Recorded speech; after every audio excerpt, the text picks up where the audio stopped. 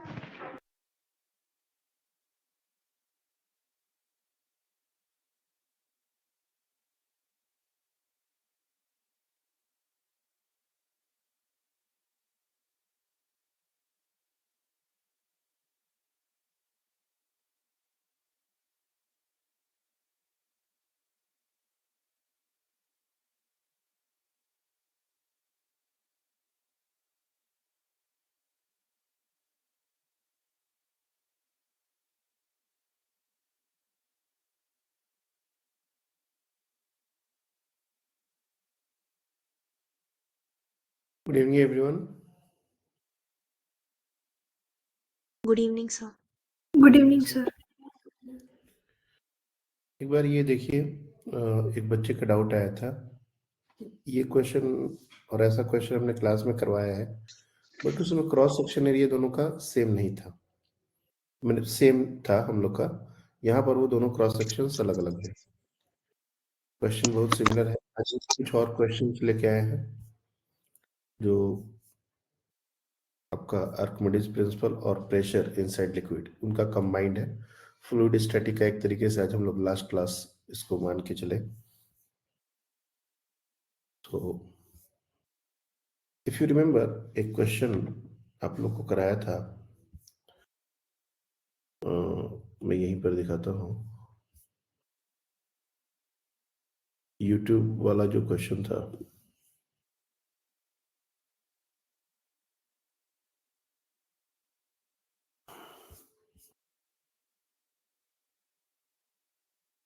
यहाँ पर,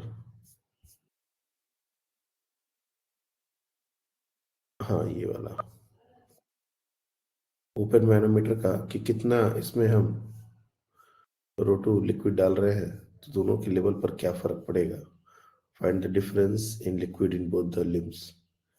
तो दोनों का क्रॉस सेक्शन एरिया सेम था और ये जो दूसरा लिक्विड हम डाल रहे थे उसकी डेंसिटी उससे कम थी।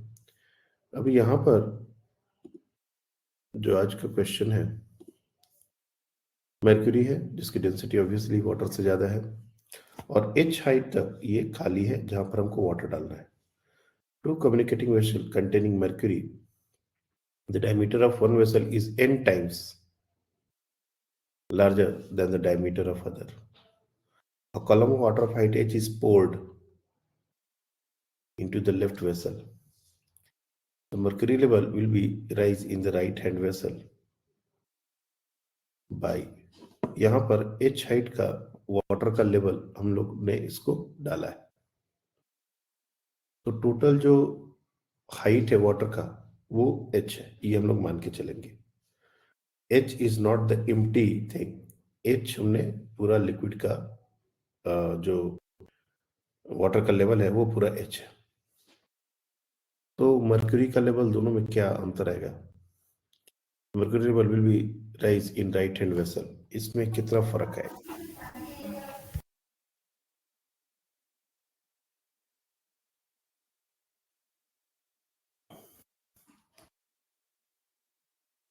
एक बात तो तय है कि सेम लेवल पर तो नहीं रहेगा ये।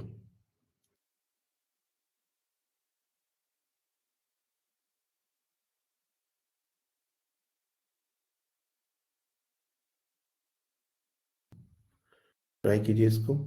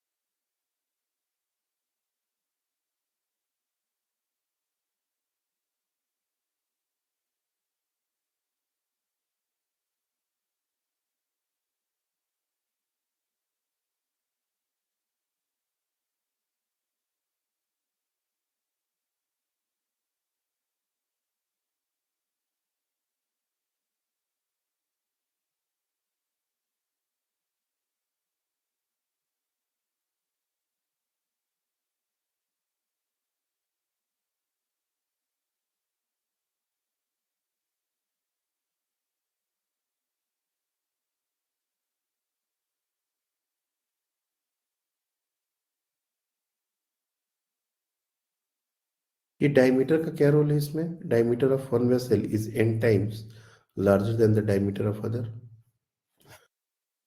अगर मैं इसके रेडियस को ध्यान से देखिए, इसके रेडियस को अगर मैं स्मॉल आर से डिनोट करूं तो इसके रेडियस को कितने आर से डिनोट करना पड़ेगा? n times R. क्या ये बात समझ आ रही है? अगर इसके क्रॉस सेक्शन एरिया को स्मॉल ए से डिनोट करूं तो small A you can write pi are square. क्यों कर रहे हैं हम लोग, बता रहा हूं। इसके एरिया को अगर मैं कैपिटल ए से डिनोट करूं तो इसका क्या हो जाएगा? पाई एन आर का square. That means you can C capital A is nothing but equals to n square times small a।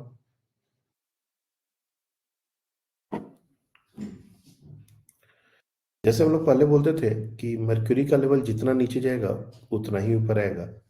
इस बात को करने के लिए जो बेसिक कॉन्सेप्ट हम लोग यूज करते थे वो ये है कि वॉल्यूम कंजर्व रहेगा। जैसे मान लो ये हमारा यूट्यूब है,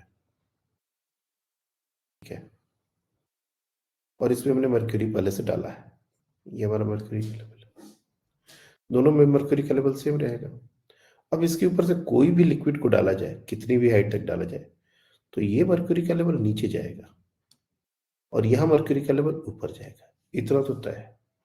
अगर दोनों में क्रॉस सेक्शन एरिया सेम रहा, जो कि जनरली हम लोग लेते थे, तो जितना मर्क्यूरी यहां से नीचे जाएगा उतना ही यहां पर ऊपर चला जाएगा, क्योंकि वॉल्यूम तो सेम होना चाहिए ना। मर्क्यूरी यहां यहां से जितना निकला यहां पर भी उतना ही। क्रॉस सेक्शन एरिया सेम होने से अगर ये डिस्टेंस x था तो ये डिस्टेंस x हो जाता था, लेकिन अब वैसा बात नहीं होगा। अब यहां पर जो सिचुएशन है उसको ध्यान से समझने की कोशिश करो। कुछ इस तरह का केस बन रहा है। पहले मर्क्यूरी का लेवल था, let's say something like this. ये मर्क्यूरी का लेवल है। अब जब हम इसके ऊपर वाटर डाल रहे हैं, और वाटर की हाइट हमको कितनी डालनी है, इसका लेंथ से कोई ज्यादा मतलब नहीं है, ये बहुत बड़ा हो सकता है। This length is doesn't matter. हम इसके ऊपर पानी डाल रहे हैं और टोटल वाटर का जो लेवल है वो h हाइट का है, तो डेफिनेटली ये x से तो नीचे जाएगा। you'll see it will go by a distance x। तो इतने से पोर्शन में कितना वॉल्यूम मर्क्यूरी का होगा ये हमको देखना पड़ेगा। तो वो हो जाएगा a इंटू एक्स, और जब मर्क्यूरी यहां से नीचे जाएगा तो इसको थोड़ा तो ऊपर आना पड़ेगा, और इस हाइट को हम लोग y अगर बोल दें तो ये जो वॉल्यूम है इसको लिखा जा सकता है a इंटू वाई। ये दोनों वॉल्यूम आपस में बराबर होने चाहिए। यहां से जितना मर्क्यूरी नीचे जाएगा उतना ही मर्क्यूरी यहाँ पर ऊपर भी जाएगा, मतलब वॉल्यूम सेम होना चाहिए। तो यहां से एक हमारा x और y में रिलेशन बन जाएगा। क्या रिलेशन बनेगा? A X is equal to capital A Y, और यहां पर कैपिटल ए हमारा n स्क्वायर ए है सी, कैपिटल ए को एन स्क्वायर ए अगर पुट करेंगे तो A X is equal to N square A into Y, this A will get cancelled और यहां से y जो होगा वो हमको पता चल जाएगा, that will be equal to x upon N square. मतलब अगर फाइनल सिचुएशन में अगर हमसे टोटल हाइट का डिफरेंस अगर हमसे पूछा जाए ये, तो x प्लस वाई, ये जो टोटल हाइट का जो डिफरेंस है ये हो जाएगा x plus Y, and this can also be written as x plus X by N square, and इसी को लिख सकते हैं x one plus one by N square. क्या यहां तक पहले बात समझ आ रही है?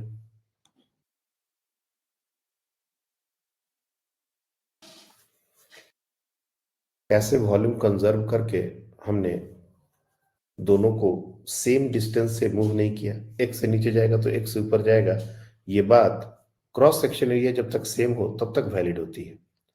लेकिन जब क्रॉस सेक्शन एरिया सेम ना हो तो वॉल्यूम कंजर्वेशन, इसको बोलते हैं हम लोग वॉल्यूम कंजर्वेशन। जितना मरकरी यहां से नीचे जाएगा और जितना मरकरी वहां पर ऊपर राइज करेगा, दोनों का वॉल्यूम सेम होना चाहिए। आई बात समझ में? यहां तक अग्री करते हो? Yes sir. अब मरकरी जितने से नीचे चला गया है उसके ऊपर क्या है? वाटर है। तो तीसरा डायग्राम मैं बना रहा हूं जो यहां पर बनाया गया है, बट ये बहुत अच्छे से दिख नहीं रहा। तो तीसरा डायग्राम जो है जिससे हमको ये क्वेश्चन को सॉल्व करना है वो डायग्राम, क्योंकि यहां पर दोनों का मरकरी का लेवल सेम दे दिया, जो कि इम्पॉसिबल है, ऐसा नहीं हो सकता। एक्चुअली क्या होगा बता रहा हूं।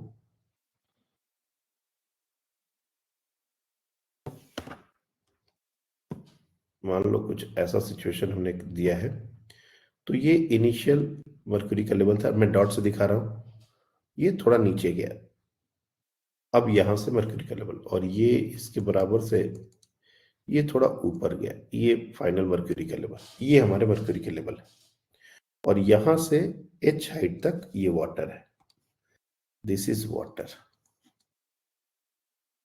ठीक है ना, ये सिचुएशन है और हम लोग को ये हाइट का डिफरेंस निकालना है। We have to find out this h, जो कि कितना है? x one plus one by N square, यही है हमारा h। यहां पर जो डायग्राम में h दिख रहा है ये हमारा है x one plus one by N square. तो मैंने कहा है कि सेम लिक्विड में सेम लेवल और प्रेशर सेम होता है, तो ठीक है, वो कैस कौन सा पॉइंट लेंगे? यहां पर एक पॉइंट ले लेंगे a और यहां पर एक पॉइंट ले लेंगे b, और प्रेशर एट पॉइंट a ये डायरेक्टली हम लिख सकते हैं, यहां पर प्रेशर हो जाएगा P नॉट प्लस ये जो टोटल हाइट है ये हमको गिवन है। एक मिनट, कैपिटल ये स्मॉल एच को तुम कैपिटल एच, एक क्वेश्चन में कैपिटल स्मॉल एच यूज किया हुआ है बच्चे, इसलिए इसको मैं कैपिटल एच में से चेंज कर दे रहा हूँ। ये जो नोटेशन है ये थोड़ा सा इसको चेंज करना पड़ेगा, इसको कैपिटल एच कर लीजिए आप, और यहाँ भी इसको कैपिटल एच कर लीजिए, क्योंकि क्वेश्चन में डेटा में ही स्मॉल एच यूज किया हुआ है, ये कैपिटल एच यूज कर लीजिए। तो ये हाइट हमारी दी गई है स्मॉल एच, वाटर का जो कॉलम लेंथ है वो एच दिया गया है, तो ए पॉइंट पर प्रेशर हो जाएगा P naught plus H into rho water into G, और बी पॉइंट पर प्रेशर कितना हो जाएगा? ये हो जाएगा P naught plus capital H into rho of mercury into G. अब पी नॉट को कैंसिल आउट कर दीजिए, H rho W G, H rho H G G, दोनों में जी भी कैंसिल आउट हो जाएगा, यू कैन सी। तो एच इंटू रो डब्ल्यू, देखो जो क्वेश्चन है relative density of mercury and density of water, okay, relative density of mercury हमको दिया है एस और डेंसिटी ऑफ वाटर दिया है रो। तो आप देख सकते हो कि ये रो हम लोग एज इट इज रहने देंगे, चलो एक जी भी लिख ही लो, इक्वल्स टू कैपिटल एच की जगह हम लोग one plus one by N square into X, mercury level will rise in the right hand vessel, okay, so x ये हमारा h का वैल्यू है into rho into s relative density into water का density, ये हमारा हो जाएगा density of water into g। अब यहाँ से g कैंसिल आउट कर दो, रो से रो कैंसिल आउट कर दो, जो बच गया वही है हमारा x का वैल्यू। तो x is equal to h upon 1 plus 1 by N square. लेकिन वेट, ये हमारा x कौन सा डिस्टेंस है? x हमसे नहीं पूछ रहा है, x तो हमारा है कि कितना वो नीचे गया, कितना ऊपर गया। तो y का into 1 by N square. If you simply multiply, y हमसे पूछा जा रहा है, तो 1 by N square into x. तो इसमें अगर आप इसको एक स्टेप आगे अगर सॉल्व करोगे तो ये हो जाएगा, एलसीएम लोगे तो h into n square divide by N square plus 1, और यहाँ पर मल्टीप्लाई करोगे तो एन स्क्वायर और यहाँ पर एन स्क्वायर कैंसिल आउट हो जाएगा, ये हो जाएगा h इंटू एक्स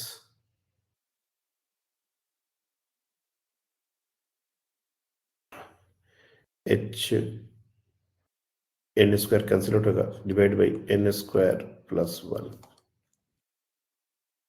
हाँ बताइए। सर आपने s का वैल्यू छोड़ दिया है वहाँ पे। एक एस छूट गया, सॉरी बच्चे, एक एस छूट गया है, एक एस छूट गया। 1 बाई एस का भी एक टर्म होगा। हाँ, एक एस यहाँ वाला आएगा, डिनोमिनेटर में आएगा। तो ये भी एक अच्छा क्वेश्चन इसलिए हो गया क्योंकि इसमें हमारा जो क्रॉस सेक्शन एरिया था वो सेम नहीं था। तो क्रॉस सेक्शन एरिया सेम नहीं होने से वॉल्यूम कंजर्वेशन, ये हमको एक एक्स्ट्रा कॉन्सेप्ट यूज करना पड़ा। नहीं तो पहले हम डायरेक्टली एक्स और वाई को बराबर कर देते थे और डिफरेंस 2x हो जाता था। यहाँ पर वो चीज नहीं होगी। क्या ये पूरा बात समझ आ गया है? क्यों डिफरेंस आया, कहाँ से डिफरेंस आया, कैसे लेवल नीचे गया, कैसे लेवल ऊपर गया, और प्रेशर हमने कैसे इक्वेट किया सेम पॉइंट पर, ये सारी बातें हमको देखनी पड़ेगी। दो तीन कॉन्सेप्ट्स एक्चुअली, एक वॉल्यूम कंजर्वेशन है और दूसरा pressure at the same liquid same होगा, और हाइट जो है वो वाटर का, वो कॉलम का फिक्स्ड है, इसलिए हमको एच हाइट ऑफ वाटर लेना है।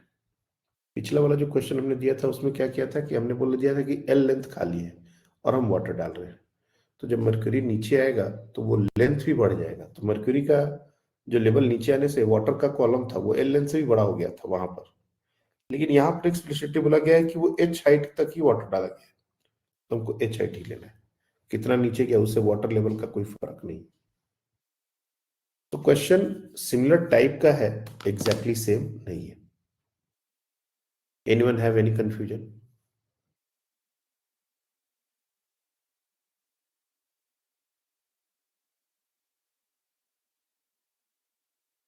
कितने लोगों ने फ्लूइड स्टैटिक के मॉड्यूल के क्वेश्चन अभी तक लगा लिए हैं?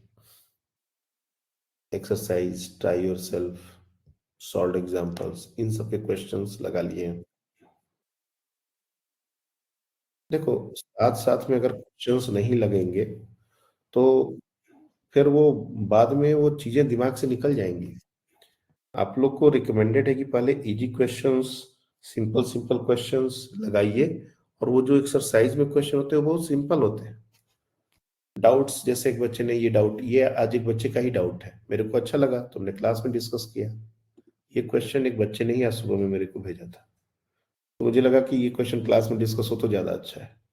तो डाउट्स, आप लोग को अगर कोई ऐसा क्वेश्चन है जो जिसमें आप फंस रहे हो तो शेयर कर दो, वो भी क्लास में डिस्कस हो जाएगा, उससे सबका फायदा हो जाएगा। क्वेश्चन अच्छा हुआ तो सबको फायदा हो जाएगा, नहीं तो हम आपको सिर्फ हिंट दे देंगे कि कैसे करना है। तो मैंने हिंट दिया था, लेकिन मुझे लगा कि ये क्लास में भी डिस्कस हो जाए तो ज्यादा अच्छा है। ये वाला कॉन्सेप्ट से तो बहुत सारे बच्चे वाकिफ हो चुके हैं, बहुत बार ये कॉन्सेप्ट यूज किया है, सेम लिक्विड में सेम लेवल पर प्रेशर सेम। लेकिन ये बस लिक्विड का राइज जो था कि एक्स नीचे जाएगा तो ये एक्स ऊपर न आके एक्स बाई एन स्क्वायर से ऊपर जाएगा, बस ये एक इंटरेस्टिंग बात थी जो हमको समझनी थी इस क्वेश्चन में। तो आई होप कि ये वाला पॉइंट अब क्लियर हो गया होगा। नेक्स्ट क्वेश्चन है, देखिए,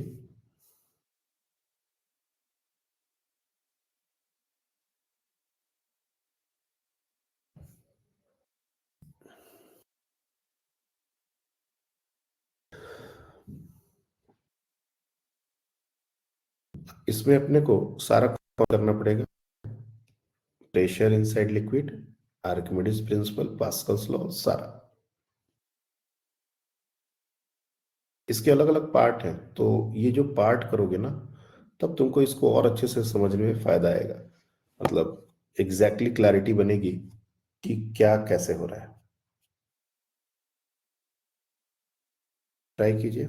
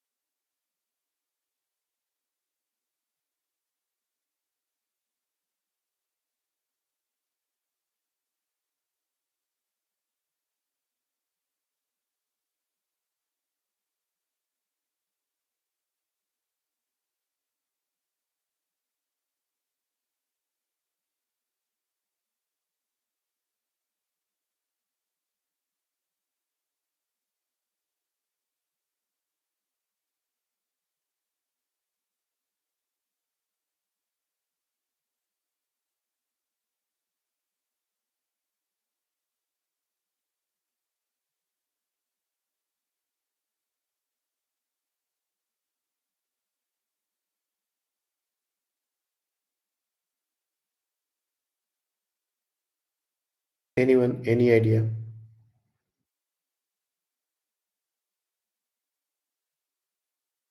एक्चुअली ये जो क्वेश्चन है ना, ये कुछ ऐसा मान के चलो, डायग्राम थोड़ा सा मिसलीडिंग लग रहा है मुझे, इसलिए ऐसा समझो कि ये पानी के अंदर है, जस्ट पानी के अंदर।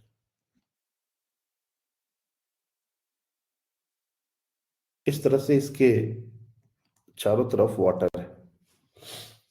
ये जो हेमिस्फीयर है ना, ये पानी के अंदर इस तरह की पोजीशन पर खड़ा हुआ है। अब क्या है कि वाटर हमेशा perpendicular to the surface force लगाता है, तो इसके जो कर्व सरफेस पर फोर्सेस होंगे वो कुछ ऐसे होंगे।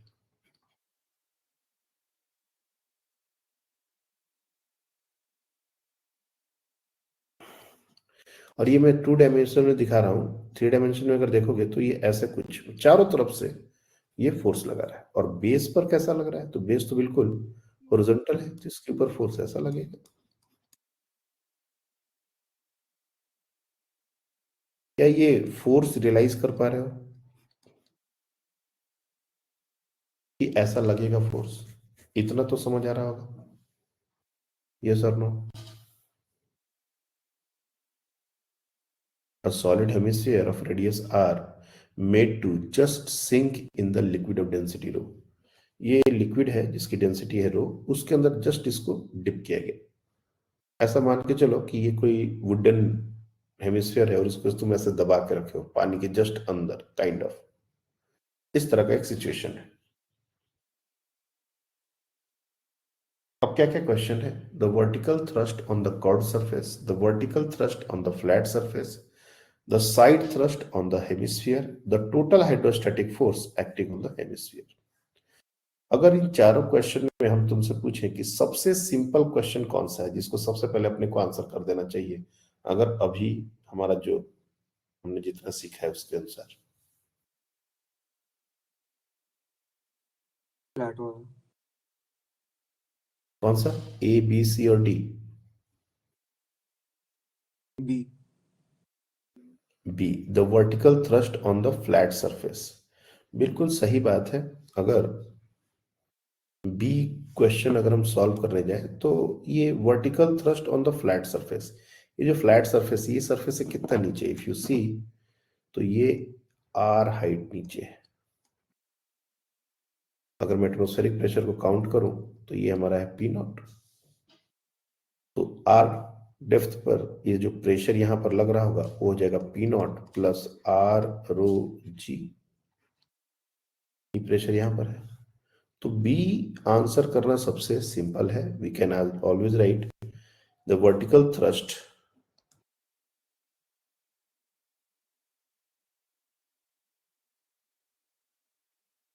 on flat surface, that is equals to P naught plus R rho G into pi r square. Pi are square उसका बेस एरिया है, तो प्रेशर इंटू एरिया ये हमारा हो गया.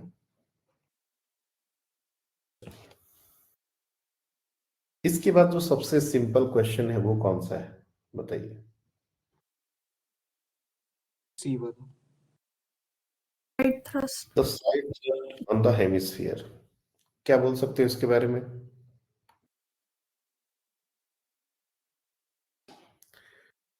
हाँ बताइए. सर 0 होगा. क्यों? श्रावणी आप बताओ क्यों होगा? सर अगर हम उसके कंपोनेंट्स ले उसके हिसाब से फिर वो कैंसिल हो जाएंगे तो फिर वो 0 हो जाएगा. वेरी सिंपल बात है. चारों तरफ से ये लिक्विड के चारों तरफ से घिरा हुआ है, कहीं एक तरफ क्यों जाएगा? मतलब ऐसा सोचो, एक बड़ा सा तालाब और तुमने एक डब्बे को, एक हेमिस्फीयर को अंदर डाला है, तो बोल रहा है कि साइड थ्रस्ट का मतलब इधर लेफ्ट राइट इधर उधर कहीं भी जाने का बात क्यों आएगा? हर तरफ तो सिमेट्री है, हर तरफ से लिक्विड उसको ऐसे प्रेस करने की कोशिश कर रहा है, तो सबके जो हॉरिजॉन्टल कंपोनेंट होंगे ना वो सब एक दूसरे को कैंसिल आउट कर देंगे. तो see the side thrust on the hemisphere is also going to be zero. So the side thrust on the hemisphere is equals to 0. अब बताओ कि अब कौन सा क्वेश्चन आंसर करने के लिए आसान है, ए और डी?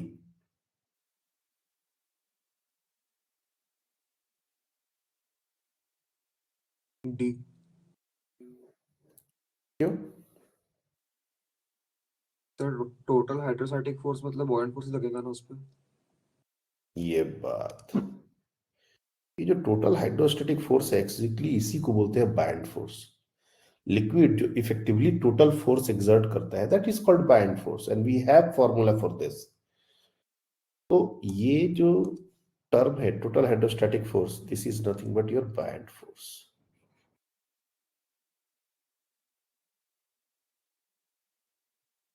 और ये हमको पता है कितना होता है, weight of displaced liquid. Buoyant force कितना होता है? Weight of displaced liquid.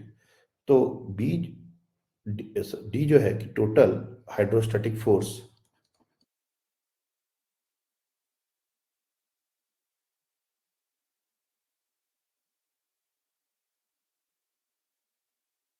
is equals to buoyant force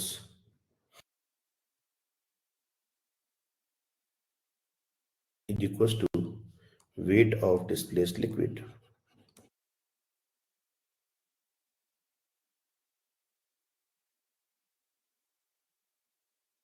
और ये कितना लिक्विड डिस्प्लेस करेगा आप बताओ? How much liquid this sphere hemisphere will displace? इसके वॉल्यूम के बराबर, पूरा का पूरा सबमर्ज्ड कंडीशन में है. ये हो जाएगा 2/3 पाई आर क्यू. ये इसका खुद का वॉल्यूम हो गया इनटू रो इनटू जी. तो ये थर्ड का आंसर हो गया. अब बारी आती है फर्स्ट की. अब सोच के बताओ क्या हम फर्स्ट निकालने की कंडीशन में हैं?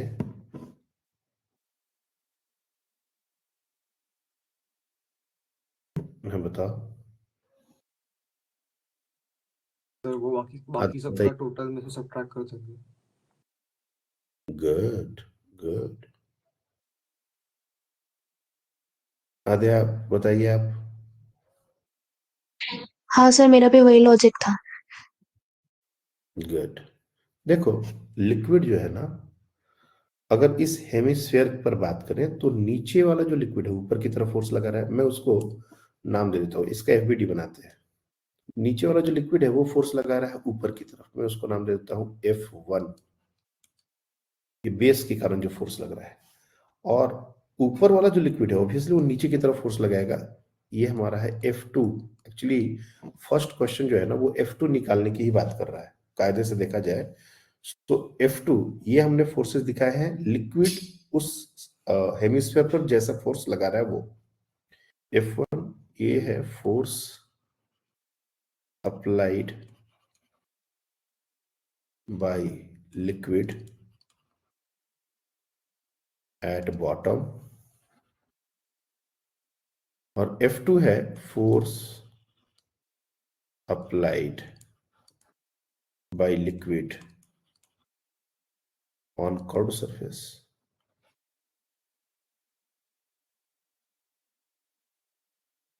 और इन दोनों का जो रिजल्टेंट होगा, इफ यू सी, इन दोनों का जो रिजल्टेंट होगा, F1 बड़ा होगा या F2 बड़ा होगा? कौन बड़ा होगा?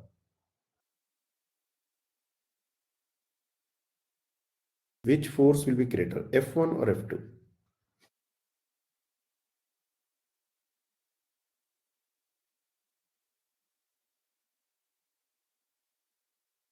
इन दोनों का रिजल्टेंट क्या होगा? मैं सिलेंडर पर टोटल फोर्सेस कौन कौन से लग रहा है वो नहीं लिख रहा, मैं सिर्फ लिक्विड जो उसके ऊपर फोर्सेस लगा रहा है सिर्फ उसको लिख रहा हूं। तो F1 and F2 are the two forces applied by liquid. एक लिक्विड जो नीचे है वो ऊपर की तरफ लगा रहा है, जो ऊपर है वो नीचे की तरफ लगा रहा है। इफेक्टिवली हॉरिजॉन्टल डायरेक्शन में हमने फोर्स ऑलरेडी साइडवेज जीरो कर लिया है, तो ये बात क्लियर है। Now you have to tell me F1 should be greater और F2 should be greater? F1 F1 definitely F1। तुम टोटल हाइड्रोस्टैटिक फोर्स यहां लिख चुके हो। ये बाइंड फोर्स किस डायरेक्शन में होता है? ऊपर की तरफ ही होता है। बाइंड फोर्स हमेशा अगेंस्ट द ग्रेविटी होता है, और ये कौन लगाता है? लिक्विड ही लगाता है। हमने जब दो अलग अलग फोर्सेस लिक्विड के लिए लिखे हैं तो एक्चुअली जो तुमने डी लिखा है ना, ये जो डी लिखा है, this is nothing but F1 minus F2 and this is our buoyant force.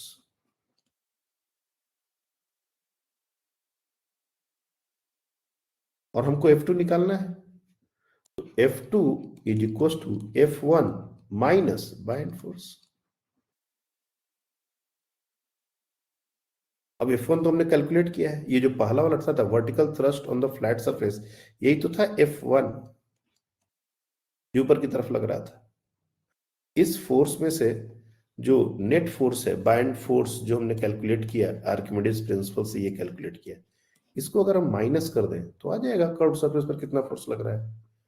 तो यहां पर बिना किसी इंटीग्रेशन के F1 is, you can see, P naught plus pi R Q rho G minus 2/3 pi R Q rho G. तो यहां से ये P naught into pi are square, एक पाई आर स्क्वायर का टर्म यहां भी रहेगा। जनरली ये क्वेश्चन में क्या करते हैं कि एटमॉस्फेरिक प्रेशर को इग्नोर करने बोलते हैं। ऐसा नहीं भी करोगे तो कोई दिक्कत नहीं है, पाई आर स्क्वायर का टर्म एक और डालना पड़ेगा, डाल दो, पाई आर स्क्वायर का टर्म एक और डालना पड़ेगा। ये दोनों सब्ट्रैक्ट करेंगे तो फाइनल आंसर हो जाएगा P naught into pi are square plus 1/3 pi R Q rho ji.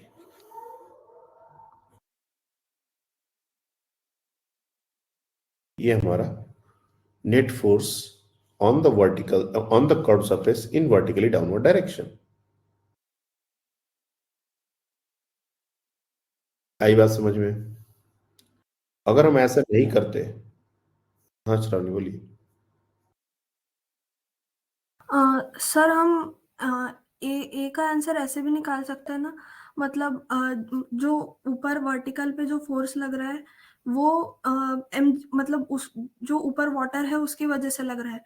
Water M G के मतलब जो नीचे डाउनवर्ड फोर्स लग रहा है वो एम जी के बराबर होगा। एम जी मतलब रो वी जी के बराबर होगा। अगर हम वॉल्यूम निकाले, अगर उसको लाइक इमेजिनरी जो डायग्राम है उसमें अगर हम उसको एक सिलेंडर समझे और सिलेंडर से हम एक हेमिस्फीयर का वॉल्यूम माइनस कर रहे हैं, मतलब pi are square very H minus very 2 बहुत बाई बढ़िया, 3 बहुत पाई आर बढ़िया, क्यूब। तो बहुत फिर बढ़िया, बहुत बढ़िया। एच एच जो है वो आर के बराबर हो जाएगा, तो फिर उसके हिसाब से उसका 1/3 पाई आर क्यूब, और फिर उसको वॉल्यूम के इसमें पुट कर देंगे तो rho pi R cube upon 3g downwards. ऐसा भी हो सकता है ना सर? बराबर बराबर। देखो, ये जो बच्ची कह रही है, ध्यान से उसको सुनो। कर्व सरफेस के ऊपर वही फोर्स लगेगा जितना ये लिक्विड का ये जो बचा हुआ पोर्शन है ना, इसमें जितना लिक्विड है, सिर्फ इसके लिक्विड के वेट के बराबर ही फोर्स लगेगा। क्यों? तुम सोचो, ये पूरा का पूरा सिलेंडर का जो भी वेट है, यहां पर ये जो बेस है, ये इसको बैलेंस कर रहा है।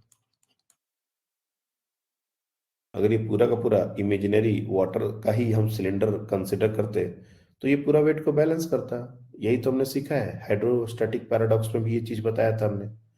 अब ये पूरा सिलेंडर ना होके एक हेमिस्फीयर है, तो बेस तो इसके वेट से भी ज्यादा फोर्स लगा रहा है। तो ये बैलेंस कैसे है? इसलिए क्योंकि यहां का जो लिक्विड है, इसका जो वेट है वो इसका सरफेस बैलेंस कर रहा है। ये सरफेस के ऊपर जो फोर्स लग रहा है वो उसके ऊपर लगा रहा है और ये बैलेंस हो रहा है। तो कायदे से अगर ये जो पोर्शन है, और ये 3D में है, ये तुम इसको रेक्टेंगल की तरह मत देखना, ये 3D में है, इतना जो लिक्विड है, अगर सिर्फ इसका भी वॉल्यूम हम निकाल दें और उसका वेट निकाल दें, तो वही हमारा एक्चुअली वो वर्टिकल फोर्स हो जाएगा जो कि कर्व सरफेस पर लिक्विड लगा रहा है। तो इस सिलेंडर का, क्योंकि इसका हाइट भी हो गया है r, रेडियस भी हो गया है r, तो सिलेंडर का वॉल्यूम हो जाएगा pi are square into H minus इसका हो जाएगा 2/3 पाई आर क्यूब। अब इन दोनों का जो डिफरेंस है, इंटू रो इंटू जी, अगर ये हम करेंगे तो यही हो जाएगा इस कर्व सरफेस पर फोर्स। अगर एटमॉस्फेरिक प्रेशर को काउंट नहीं कर रहे हैं तो, if you are not counting the atmospheric pressure, then this is only the force. यहां पर एक p naught into pi are square का टर्म इसलिए आ गया है क्योंकि हमने एटमॉस्फेरिक प्रेशर को भी काउंट कर लिया है। Otherwise if you calculate this, ये कितना हो जाएगा? 1/3 पाई आर क्यूब रो जी।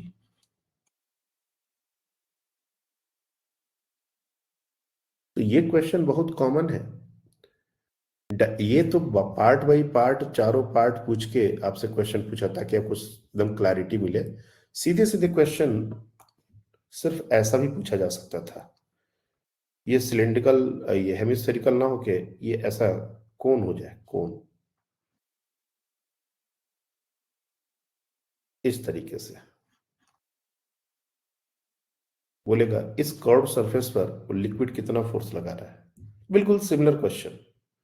तो आपको क्या करना है, ये पूरा बेस से ऊपर तक जितना वॉल्यूम होता है, इस वॉल्यूम में से इस वॉल्यूम को माइनस कर दो, ताकि ये जो बचा हुआ लिक्विड का वेट है, ये जो लिक्विड है इसका वेट को एक्चुअली इसका कर्व सरफेस ही मैनेज कर रहा है, कर्व सरफेस इसको बैलेंस कर रहा है। तो सिलेंडर में से कौन का वॉल्यूम माइनस करेंगे, into rho into g, that will be the force on the curve surface in downward direction obviously. तो यहां पर हमने डिटेल्ड तरीके से आपको एक एक पॉइंट बताया। इंटीग्रेशन अगर हमको नहीं करना है, क्योंकि अगर हम प्रेशर के तरीके से जाएंगे कि एच डेप्थ पर प्रेशर कितना होता है, फिर एरिया लेंगे, फिर उसको फोर्स को निकाल के फिर उसके कंपोनेंट्स लेंगे, इंटीग्रेट करेंगे क्योंकि प्रेशर वेरिएबल है, it will take lot of time और काफी लेंदी प्रोसेस है। अगर हमसे ये सिलेंडर और कोन, यही दो चीजें पूछी जाएंगी, तो हमेशा याद रखना कि बेस जो है ना, वो पूरा सिलेंडर को बैलेंस करने के बराबर का फोर्स लगाता है। तो जो बाकी बचा हुआ लिक्विड है, ये लिक्विड है, इसका वेट एक्चुअली इसका कर्व सरफेस ही मैनेज कर रहा है। ये जो लिक्विड है इसका वेट ये कर्व सरफेस ही मैनेज कर रहा है। तो इजीली हम उसको कैलकुलेट कर सकते हैं बिना किसी, और क्वेश्चन में हमको दिख जाएगा कि हमको एटमॉस्फेरिक प्रेशर काउंट करना है या नहीं करना है। Very simple.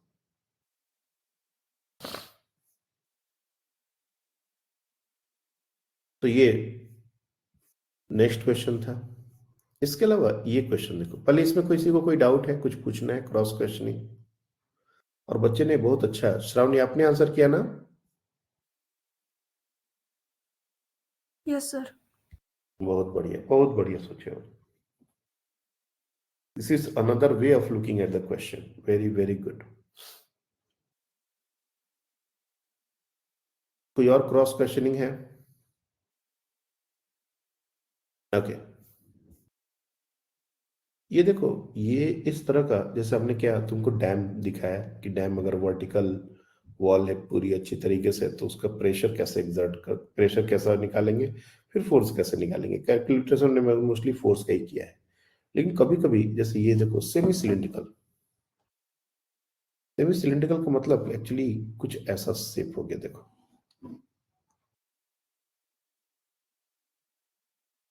इस टाइप का गेट हो गया,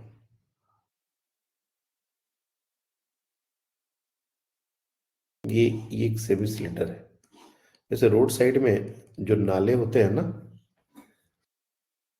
एक तरीके से सोचो कि एक तरफ पानी है और दूसरे तरफ पानी है और बीच में एक नाला हमने बनाया है, आधा पोर्शन काट दिया गया उसका, बिल्कुल ऐसे अलोंग द लेंथ। तो वैसा कुछ सिचुएशन है।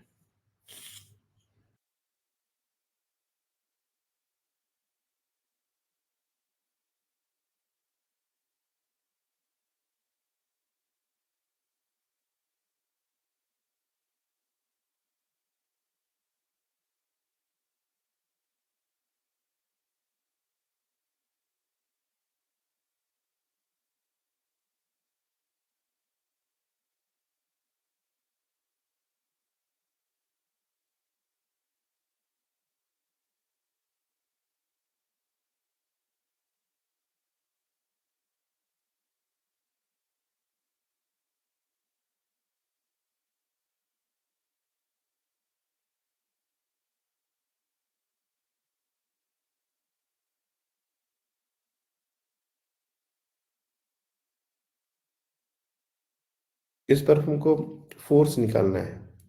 Semi cylindrical massless gate pivoted at the point O holding a stationary liquid of density rho, the length of the cylinder is L। ये जो सिलेंडर का लेंथ है, जो हमने ये बनाया थोड़ा साइड व्यू करके, ये लेंथ L है।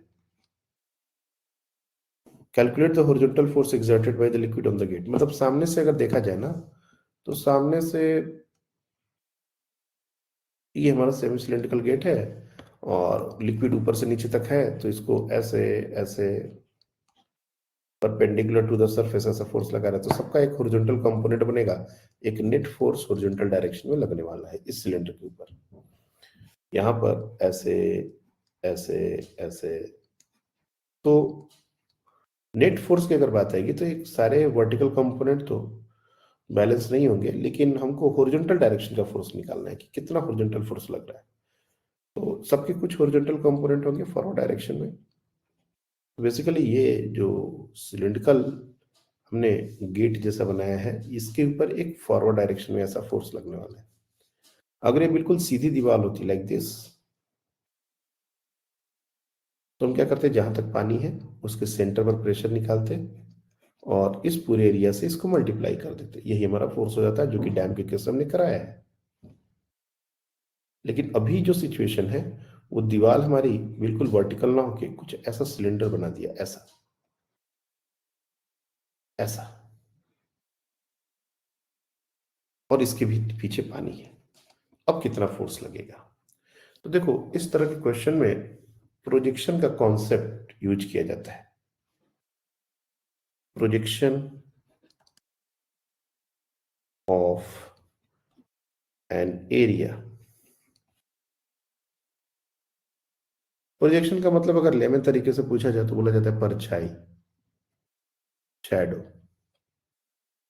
जैसे मान लो ये जो पेन है, अगर तुम लोग को दिख रहा हो, मान लो ये पेन है, तो इसका ऊपर से अगर लाइट जलाएं तो इसका प्रोजेक्शन इस सरफेस पर जिस पर हम लिख रहे हैं क्या होगा, दैट इज कॉल्ड प्रोजेक्शन, मतलब शैडो। अगर इधर से इसको लाइट जलाया जाए तो दीवार पर उसका प्रोजेक्शन क्या होगा, शैडो।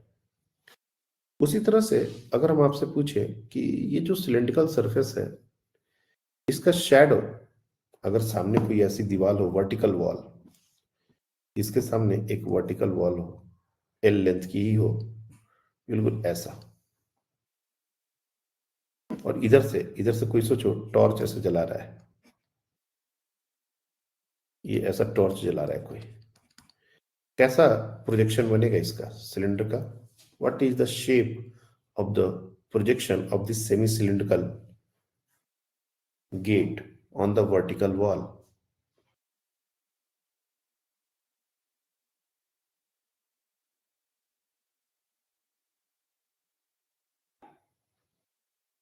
बताइए, आधे बताएं। Sir cylinder. That is a 2 dimensional figure, वो एक 2 डायमेंशनल फिगर होगा, शैडो कभी 3 डायमेंशनल नहीं होता। अच्छा सर फिर रेक्टेंगल होगा इसमें, सॉरी। हाँ रेक्टेंगल होगा। मल्हार आपका आंसर? हाँ सर, रेक्टेंगल ही होगा। रेक्टेंगल होगा। तो अगर हम एक स्फीयर का, अगर ये स्फेरिकल होता और तब हम लाइट जलाते तो एक सर्कल बनता है। एक सिलिंड्रिकल एरिया को सामने से अगर हम लाइट जलाएं उसके ऊपर along its लेंथ, जहां पर हमने ये टॉर्च दिखाया है, तो ये एक ऐसा रेक्टेंगल टाइप का शेप बनेगा, लाइक दिस। ये पूरा ऐसा शेड हो जाएगा।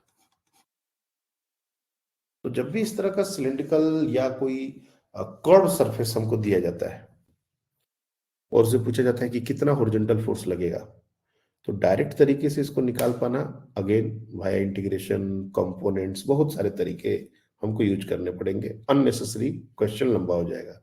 लेकिन ये क्वेश्चन सिर्फ एक लाइन का बन जाएगा अगर तुमको सिर्फ ये पता हो कि ये जो एरिया है इसका प्रोजेक्शन क्या होगा, हमको उसी प्रोजेक्शन पर फोर्स निकालना है। मतलब ये है कि the projection of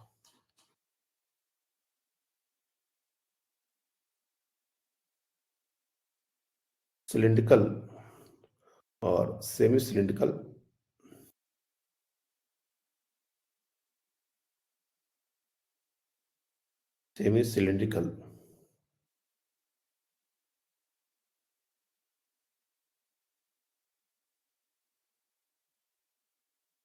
wall on vertical plane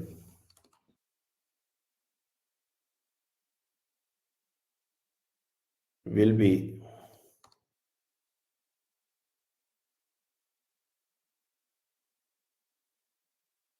a rectangular area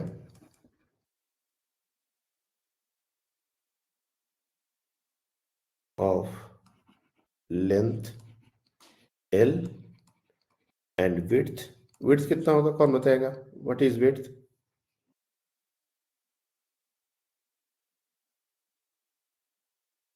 हाँ बताइए आद्या। सर जो उसका डायमीटर है वो 2r। तो ये चीज अपने को क्लियरली पता होनी चाहिए। ये अगर ये प्रोजेक्शन हो गया तो अब हमारा क्वेश्चन एकदम सिंपल हो गया। नाउ यू सिंपली सी कि ये सिलिंड्रिकल वॉल ना होके एक सिंपल दीवार है जिसकी अगर हाइट बोली जाए तो 2r के बराबर है और जिसका लेंथ बोला जाता है तो l है। मतलब इस क्वेश्चन को तुम बिल्कुल ये सामने, मैंने यहाँ पर तो डायग्राम बनाया है लेकिन मैं यहाँ पर एक डायग्राम और फिर से बना देता हूँ। इस क्वेश्चन को हम लोग कुछ ऐसे देख सकते हैं।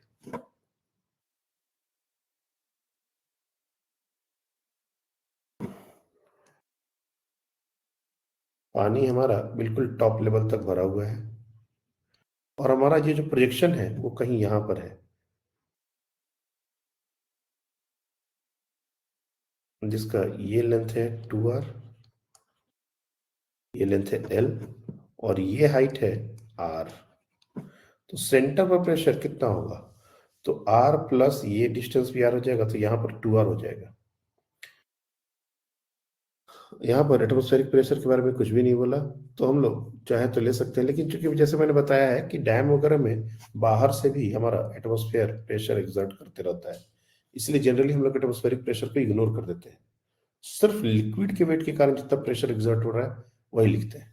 तो r और यहां से ये डिस्टेंस भी हमारा r ही है, तो pressure at the centre of the area is 2r rho g into the area, ये जो पूरा एरिया हो रहा है हमारा, ये एरिया कितना है 2r into l।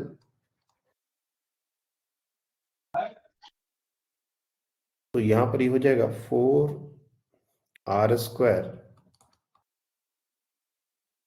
l rho g, and this is our final answer।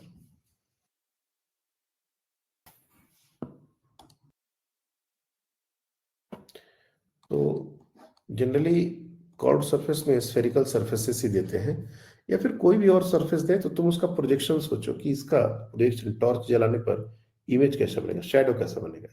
जैसा शैडो बनेगा वैसा ही एरिया हमको कंसीडर करना है, उस एरिया के सेंटर पर प्रेशर एग्जर्ट निकालना है और उस पूरे एरिया से मल्टीप्लाई कर देना, और वही हमारा फोर्स हो जाएगा। हम सारी इंटीग्रेशन वाले क्वेश्चन वाले बातों से हम उसको बच जाएंगे। और अगर हमने वो तरीका नहीं अपनाया तो फिर से अपने को अगेन वाई डिस्टेंस पर डी वाई विड्थ पर एक एरिया कंसिडर करना पड़ेगा, फिर वहां पर फोर्स निकालना पड़ेगा, उसके कंपोनेंट्स लेने पड़ेंगे, तो वो काफी लंबा प्रोसेस जाएगा, हम उसमें आपको नहीं भेजना चाहते। तो जितने भी क्वेश्चन हमने किए हैं वो सब में हमने इंटीग्रेशन अवॉइड करना आपको बताया है। इसमें अगर तरीके से किए जाए, अगर ट्रिक नहीं लगाई जाए तो ये सब इंटीग्रेशन से सॉल्व होंगे, बट यहाँ पर सारे शॉर्टकट्स हैं हमारे, जिससे हमारा आंसर दो दो लाइन एक एक लाइन में आ जाएगा। अब ठीक है, इसको एक्सप्लेन करने में हमको काफी टाइम लगा। नेक्स्ट टाइम जब ये क्वेश्चन आएगा और आपको पता है कि ये प्रोजेक्शन निकाल के उस एरिया पर कितना फोर्स लग रहा है वही बात होता है, तो यू कैन इजीली डू, उसमें कोई काम नहीं है। Calculation is not a very big deal. ये हमको एरिया कितना बड़ा होगा और सेंटर पर प्रेशर क्या होगा ये तो बहुत आसान से हम कर सकते हैं, तो ये क्वेश्चन बहुत आसानी से सॉल्व हो जाएगा। आई बात समझ में? इस कॉन्सेप्ट पर एक बहुत ही फेमस क्वेश्चन है ये वाला, बहुत बार ये एग्जाम में रिपीट हुआ क्वेश्चन है। देखते हैं कितने लोग अब इस क्वेश्चन को बनाते हैं। जो भी हमने सीखा है बिल्कुल उसी तरीके से हमको ये क्वेश्चन करना है।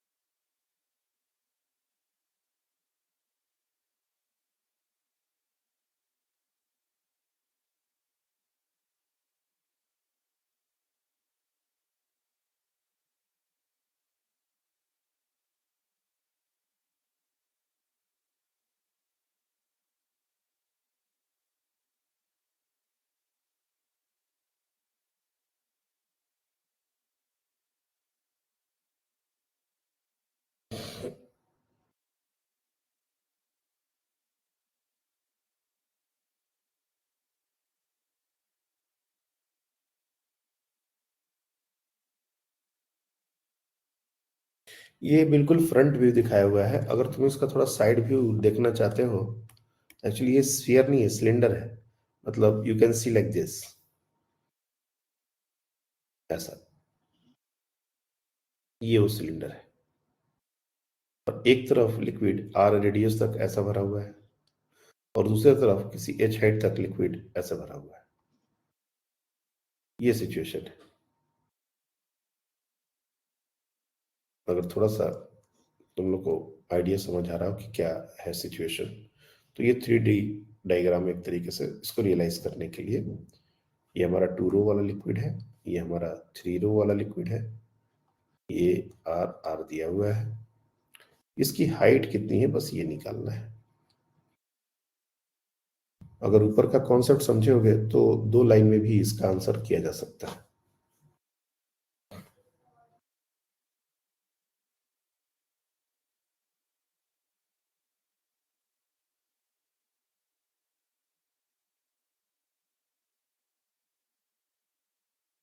ओके, मल्हार बताइए क्या है आंसर आपका? Sir h into root 2/3 minus r. h √2/3 into r, ऐसा? root 2 by root 3 minus r.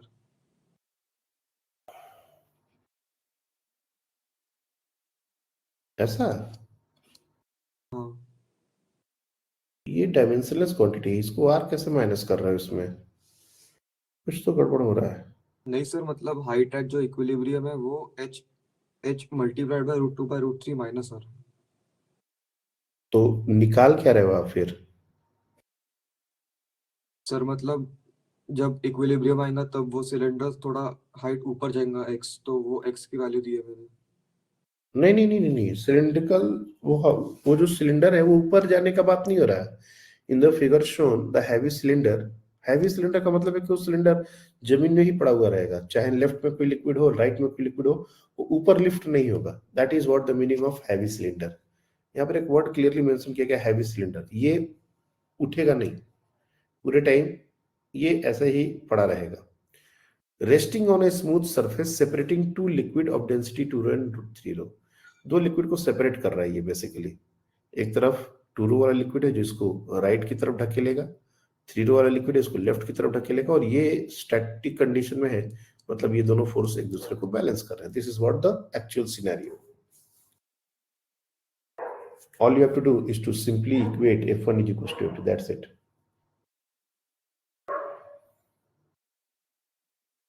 अगर सिर्फ एक तरफ से ही लिक्विड हो और दूसरी तरफ कुछ भी सपोर्ट ना हो, सिलेंडर फिक्स्ड नहीं है, सिर्फ रखा गया है जमीन पर, तो एक तरफ का लिक्विड उसको ढकेल देगा, आगे चला जाएगा। तो इसलिए दोनों तरफ लिक्विड का होना जरूरी है।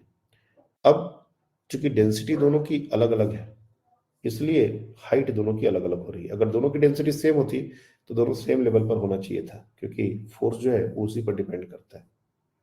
तो बहुत सारा हिंट ऑलरेडी हमने दे दिया, अब तुम लोग इसको करके दिखाओ। Excuse me sir. हाँ बोलिए।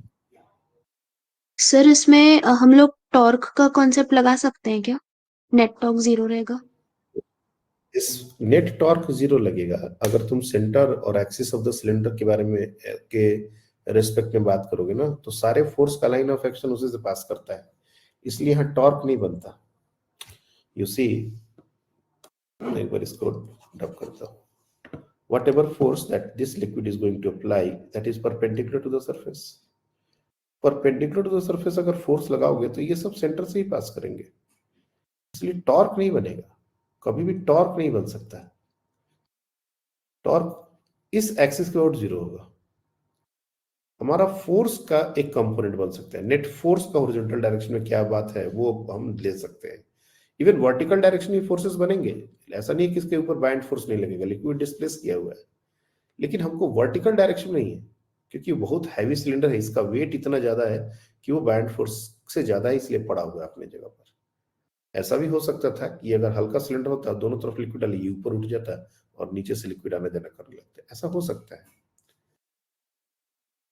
लेकिन ये बहुत भारी सिलेंडर है, मान के चलो, तो लिक्विड इसके ऊपर की तरफ कितना फोर्स लगा रहा है ये हमारा कंसर्न नहीं है। साइडवेज ये लेफ्ट वाला लिक्विड राइट में कितना ढकेल रहा है, राइट वाला लिक्विड लेफ्ट में कितना ढकेल रहा है, ये दोनों फोर्सेस आपस में बराबर हो रहा है। ये सिचुएशन है। मतलब the liquid that is in the left of this cylinder is going to apply a force F1 towards right, and the liquid that is towards right of the cylinder is going to apply a force F2 towards left. F1 और F2 के values कितने होंगे? तो F1 हमारा हो जाएगा, again इतना जितना पोर्शन लिक्विड से भींगा हुआ है, सिर्फ इतने पोर्शन का ही प्रोजेक्शन लेना है। ऐसा नहीं कि पूरा सिलेंडर का प्रोजेक्शन लेना है। यहां पर हमने क्यों लिया पूरा सिलेंडर का? क्योंकि पूरा पानी से ये तो भीगा हुआ था, अगर जहां तक पानी हमको उतना ही का प्रोजेक्शन लेना पड़ेगा। तो यहाँ पर h हाइट और इसका भी प्रोजेक्शन लोगे। अगर मान लो इस सिलेंडर का लेंथ मैंने ले लिया l, वैसे इसकी जरूरत नहीं पड़ेगी, कैंसिल आउट हो जाएगा।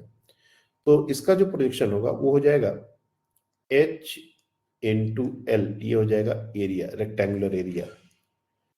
इसके बीच में h/2 पर प्रेशर कितना होगा? एटमॉस्फेरिक प्रेशर को इग्नोर कर दो, तो ये हो जाएगा h/2 into 2 rho into g, ये हो जाएगा सेंटर पर प्रेशर, और ये हो जाएगा h इंटू l एरिया। ये हो गया F1 का वैल्यू। सिमिलरली अगर H2 हमसे पूछा जाए तो ये R हाइट पर है, तो सेंटर में प्रेशर कितना हो जाएगा, तो R/2 इंटू L, लेंथ तो वही रहने वाला है, ये हो जाएगा एरिया, और R/2 इंटू 3 रो, क्योंकि राइट में डेंसिटी 3 रो है, इंटू G। और अगर सिलेंडर इक्विलिब्रियम में है तो F1 और F2 बराबर होने चाहिए। For being in equilibrium,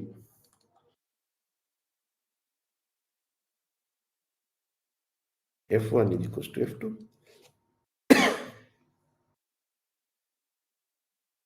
तो एच स्क्वायर, हाँ बोलिए।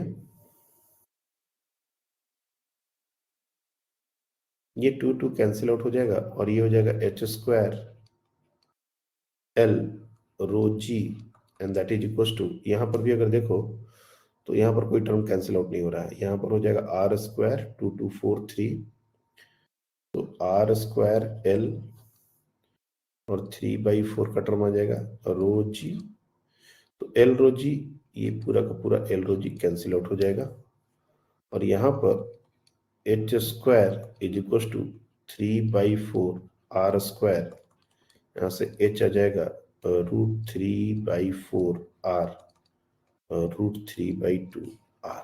बताइए क्या डाउट है।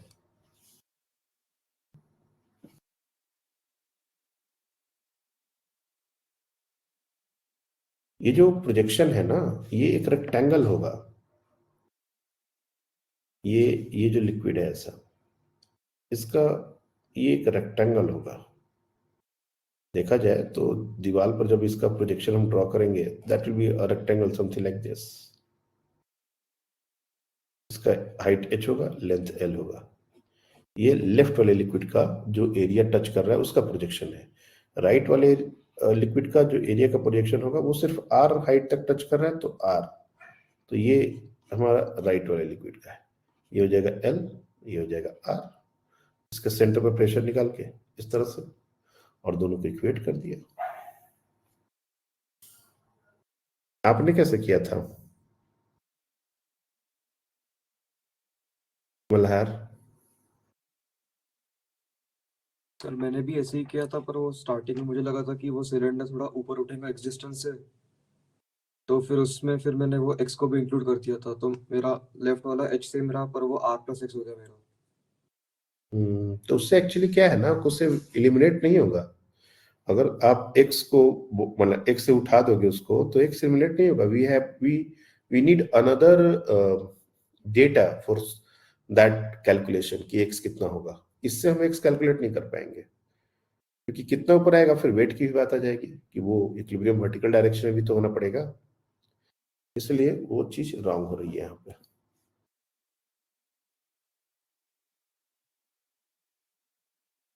तो ये सिलिंड्रिकल वॉल पर 2 क्वेश्चंस। ये क्वेश्चन एक बार देखो, इससे अपने को समझ में आएगा कि बाइंड फोर्स एग्जैक्टली कहाँ लगता है। ट्राई दिस क्वेश्चन, पहले गो थ्रू दिस क्वेश्चन। क्या कैलकुलेट करना है ये तो हम देखेंगे, पहले इसको गो थ्रू करो, रियलाइज करो क्वेश्चन को क्या है, and then we'll discuss it.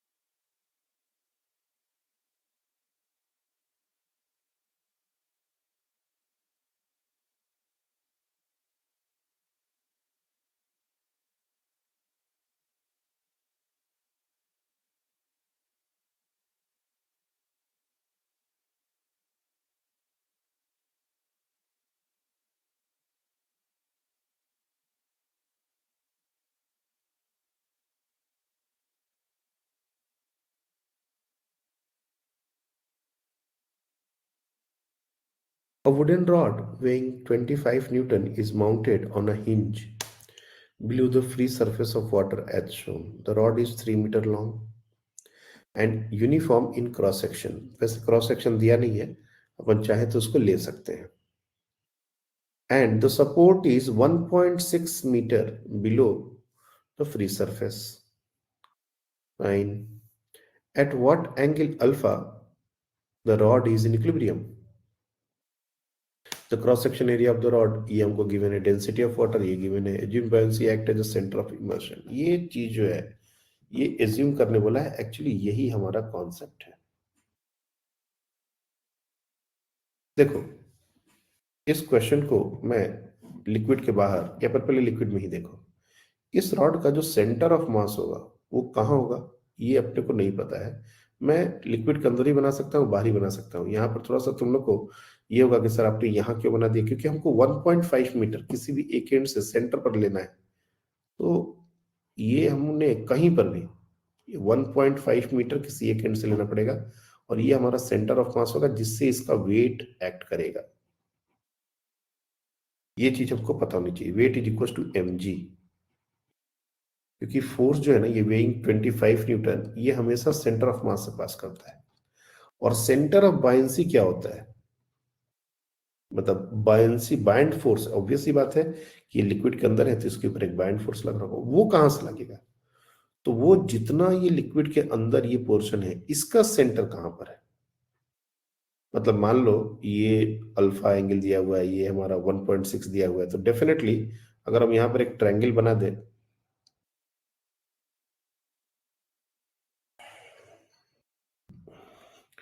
तो ये एंगल अल्फा है तो ये एंगल अल्फा हो जाएगा. This angle is given as alpha, तो ये एंगल अल्फा हो जाएगा. और ये जो लेंथ है मैं इसको अगर कुछ देर के लिए x मान लूं just for the time being, और ये हमारा दिया हुआ 1.6, तो हमारा x कितना है, तो you can easily write sine of alpha, और x साइन अल्फा सीधे से लिखो, sine of alpha is equal to 1.6 upon x. तो x is equal to 1.6 divided by sine alpha. तो x हम लोग जो पानी के अंदर जो रॉड है ऐसा नहीं समझना है पहले से ही कि सर ये 1.5 ही अंदर होगा. ये हम कैलकुलेट करके देखेंगे डिपेंडिंग कि लिक्विड की डेंसिटी कितनी है, रॉड की डेंसिटी कितनी है, वो सारी चीजें मैटर करती हैं. ना कि हमको इतना दिया है तो आधा ऊपर होगा आधा नीचे होगा, ऐसा नहीं मान सकते. तो जो भी x है, जितना पोर्शन लिक्विड के अंदर है उसके बीचों बीच से ये हमारा बाइंड फोर्स लगेगा. ये चीज हमारे समझने की जरूरत है. तो अगर मैं रॉड को बाहर निकाल दूं, अगर बाहर निकालोगे तो थोड़ा सा क्लीन पिक्चर दिखेगा. यहाँ पर लिक्विड का लेवल एक दिख रहा है बार बार, तो यहाँ पर बहुत अच्छे से चीजें क्लियर नहीं हो रही. ये हमारा ये पूरा रॉड है, ठीक है. इसके सेंटर ऑफ मास से mg लगेगा. जितना पोर्शन लिक्विड के अंदर है उसके आधे से बाइंड फोर्स लगेगा. अब ये हिंज, यहाँ पर जो हिंज है जिससे ये कनेक्टेड है, ये वर्टिकल डायरेक्शन में फोर्स लगा सकता है, हॉरिजॉन्टल डायरेक्शन में फोर्स लगाता है. ये डिस्टेंस को मैं मेंशन कर दूं, this distance is x/2 if x is the length of immersed rod. यहाँ पर मैं लिख देता हूं if x is the length of immersed rod. और ये डिस्टेंस 1.5 है, इधर से ले लो चाहे इधर से लो कोई फर्क नहीं पड़ता. You can take this from this side और दिस दैट साइड. ये 1.5 मीटर है ये, और ये एंगल अल्फा है, इसमें भी कोई शक नहीं होना चाहिए. अब हिंज कैसा फोर्स लगा रहा है, हमसे क्या पूछा जा रहा है, the cross section density of water. Find the reaction on the hinge in this position. इस पोजीशन पर हिंज कितना फोर्स लगाएगा. तो mg का वैल्यू हमको पता है, दैट इज 25. बाइंड फोर्स अगर हमसे कोई कहे तो we can easily calculate. Cross section area हमको दिया हुआ है लेंथ हमने कंसिडर कर ही लिया, तो डिस्प्लेस्ड लिक्विड का वॉल्यूम भी हमसे आ ही जाएगा। और उसको अगर हम वर्टिकल डायरेक्शन में दिखा दें, और हिंज के कारण भी कुछ हॉरिजॉन्टल वर्टिकल डायरेक्शन में फोर्सेस बनेंगे, हॉरिजॉन्टल डायरेक्शन में कोई फोर्स नहीं बनेगा क्योंकि उसको फिर बैलेंस नहीं कर पाएंगे, वर्टिकल डायरेक्शन में फोर्सेस बनेंगे। लेकिन अगर हम इसके कारण टॉर्क ही इस पॉइंट के अबाउट, ये जो जिस पॉइंट के बाद ये हिंज्ड है, पाइवोटेड है, ओके अबाउट, अगर हम टॉर्क बैलेंस कर दें तो उसमें ये जो हिंज कितना फोर्स लगा रहा है ये आएगा ही नहीं। और mg और fb इन्हीं दोनों के कारण टॉर्क बनेगा, दोनों टॉर्क बैलेंस होने चाहिए, mg के कारण क्लॉकवाइज, fb के कारण anti clockwise, that will be balanced. और एक बार ये बैलेंस हो गया तो उससे fb हमारा निकल जाएगा और फिर x का भी कुछ बात बन जाएगा। तो हम लोग fb का वैल्यू निकाल लेते हैं और mg और fb के कारण टॉर्क इस पॉइंट के अबाउट कितना बनेगा उसको बैलेंस कर लेते हैं। तो देखो x हमने निकाल लिया है, यहां पर fb का वैल्यू लिख लो। रॉड का क्रॉस सेक्शन एरिया दिया हुआ है 9.5 इंटू 10⁻⁻4 में। इस डेटा को स्मॉल a से डिनोट करता हूं, जब भी जरूरत पड़ेगी तो मैं यूज करूंगा, अभी इतना सारा कैलकुलेशन एक साथ नहीं करते। मीटर स्क्वायर, तो बाइंड फोर्स का जो एक्सप्रेशन होगा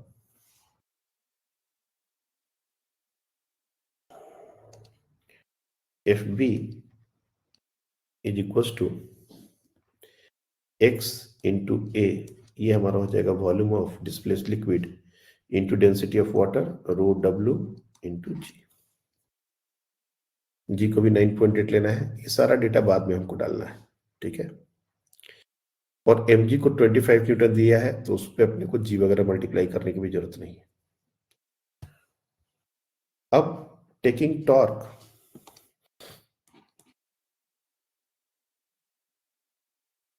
अबाउट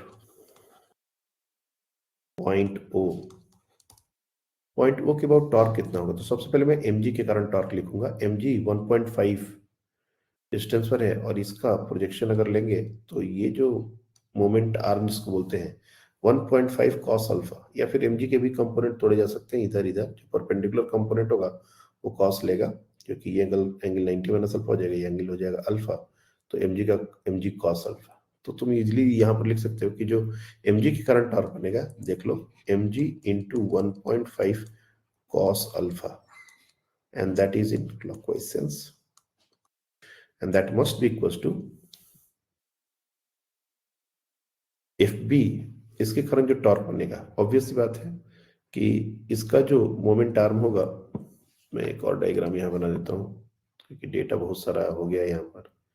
ये यहाँ से ऐसा लग रहा है और ये एंगल है alpha.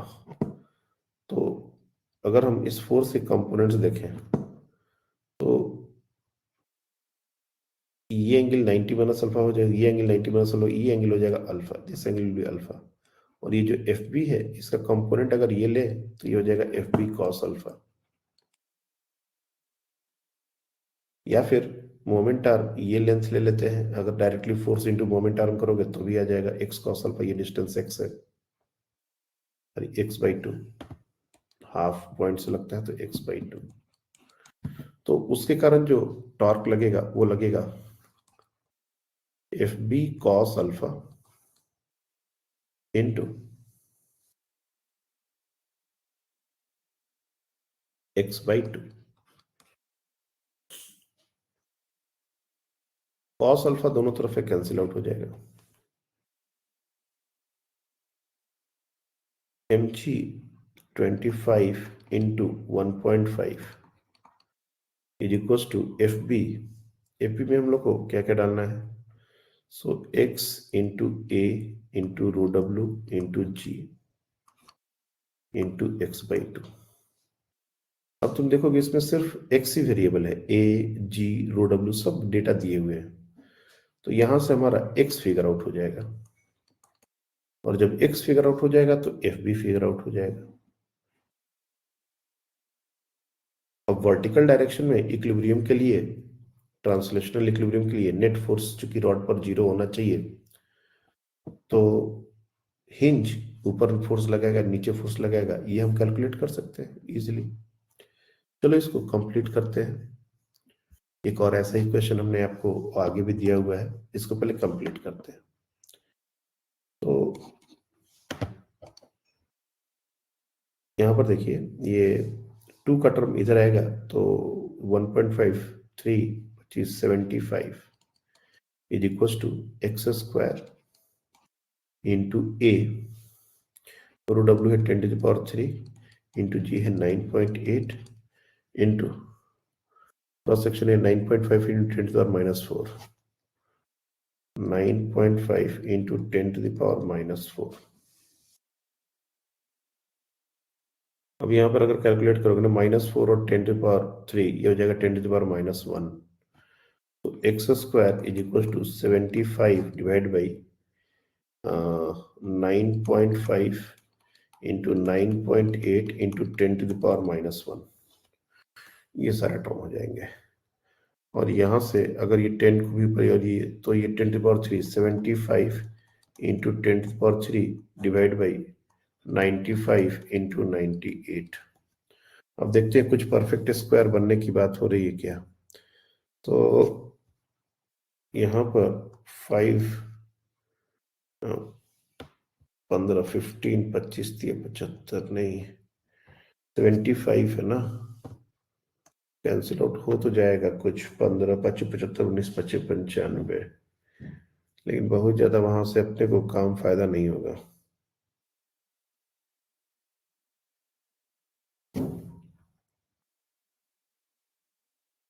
x is equals to under root over 75 into 10 to the power 3 whole divided by 95 into 98। Now इसके बाद कैलकुलेट कर सकते हैं। अगर 9.8 की जगह अगर 10 ले लिए होते तो भी ये परफेक्ट स्क्वायर नहीं आएगा।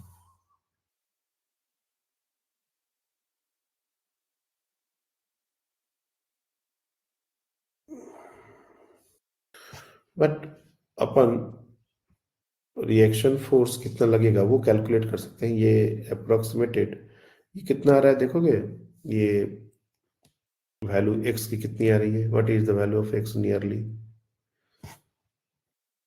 अगर हम 75 95 या फिर इसको और अगर परफेक्ट स्क्वायर नहीं हो रहा तभी कुछ कैंसिल आउट करके टर्म को रिड्यूस कर लेते हैं।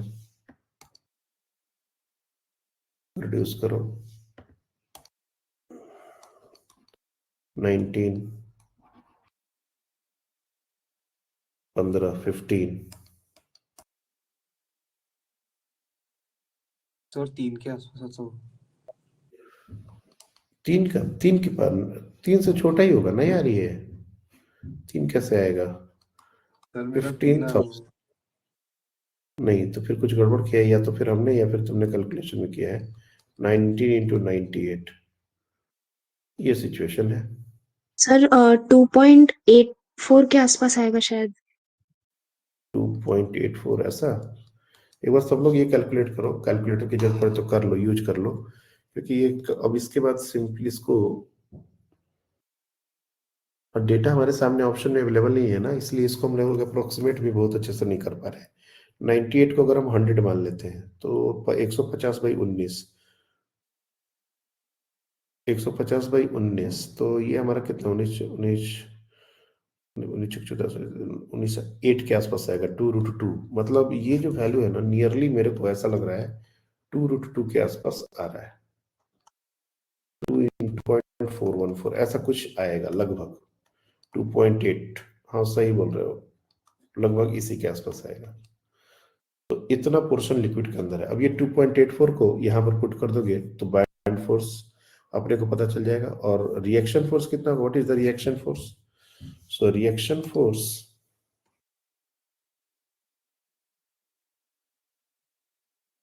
फ्रॉम हिंज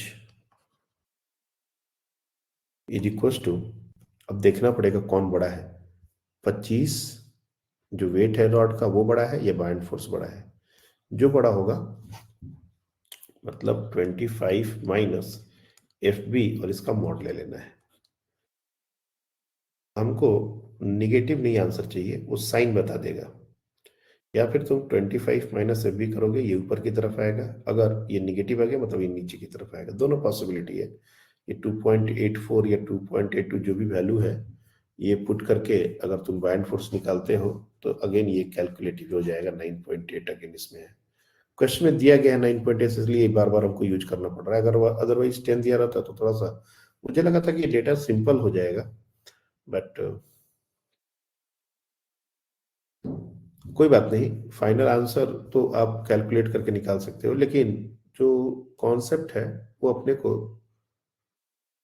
समझ में आना चाहिए कि लिक्विड के अंदर जितना पोर्शन होता है उसका जो सेंटर ऑफ मास होता है, बाइंड फोर्स उस पॉइंट से लगता है, और ग्रेविटी का जो वेट है, जो mg है, वो हमेशा सेंटर ऑफ मास से लगता है।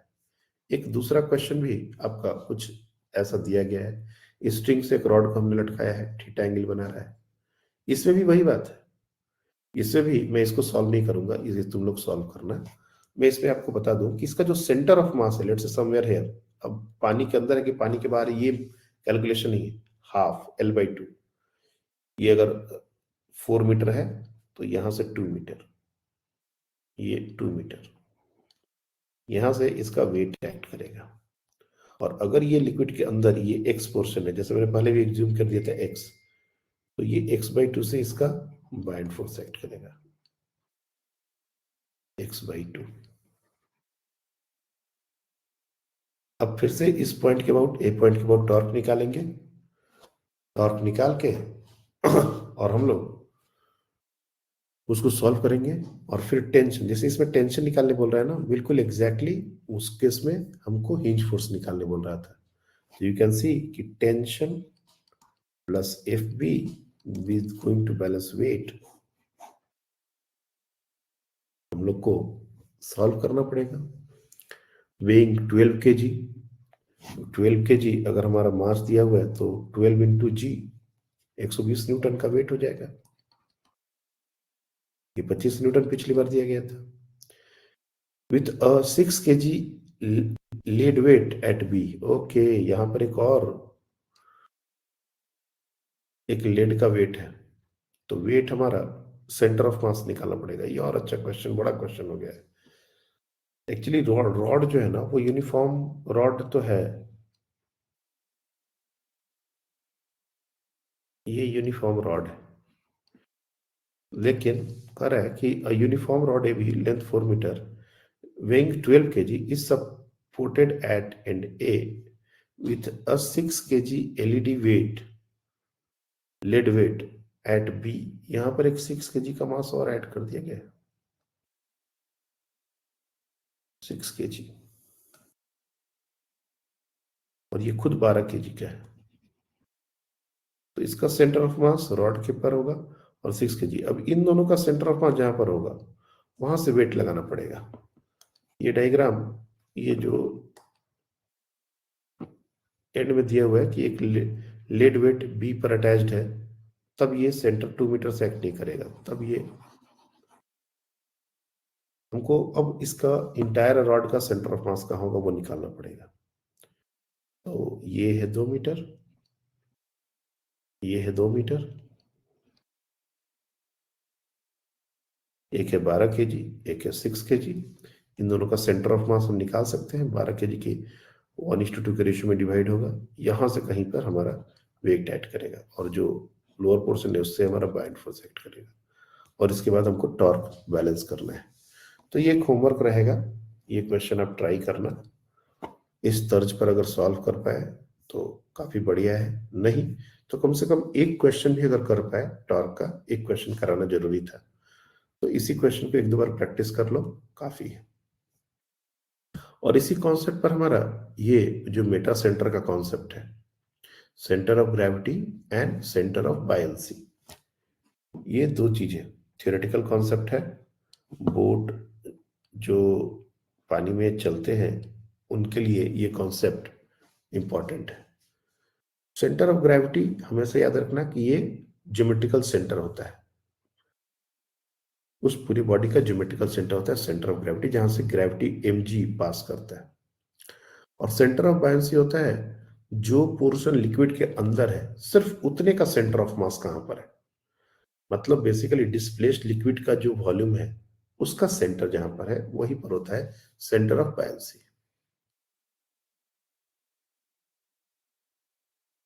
तो अगर हमारा सेंटर ऑफ ग्रेविटी और सेंटर ऑफ बायंसी ये जो लाइन है कह रहा है कि एक होता है मेटा सेंटर, इन्हीं मतलब नॉर्मल कंडीशंस में क्या होता है कि हमारा ये दोनों बिल्कुल वर्टिकल लाइन में होते हैं, सेंटर ऑफ ग्रेविटी और सेंटर ऑफ बायंसी, ताकि ग्रेविटी का फोर्स और बायंड फोर्स दोनों एक दूसरे को बैलेंस कर सके, वर्टिकल डायरेक्शन में कोई टॉर्क डेवलप ना हो, बिल्कुल सीधे सीधे बोर्ड चले। If the body is tilted slightly, the center of buoyancy shift to B dash. ये हमारा center of buoyancy हमारा B dash पर shift हो चुका है। The point M at which the vertical line through B dash intersect the center line is called the meta center. अब यहाँ से एक जो vertical line पास कर रही है, जो ओरिजिनल एक्सिस के साथ इंटरसेक्ट कर रही है, ये हमारा ज्योमेट्रिकल सेंटर है, ये चेंज नहीं होता। ये हमारा सेंटर ऑफ बायंसी चेंज हो जाता है क्योंकि वॉल्यूम जो है डिस्प्लेस्ड लिक्विड का वो चेंज हो रहा है थोड़ा टिल्ट होने पर, तो ये वो B dash है। तो ये जो ओरिजिनल एक्सिस था उसके साथ जहां पर टच करता है इसको बोलते हैं मेटा सेंटर।